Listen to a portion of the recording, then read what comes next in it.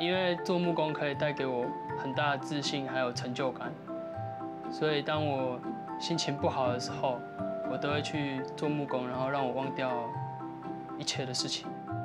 今天碰到大师，整个根本紧张到不行啊！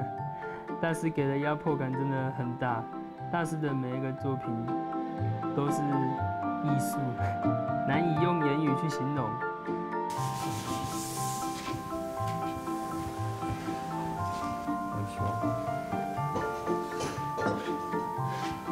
哪边臭人？喝的是像生命的一部分，一生只有一个这么可贵的朋友。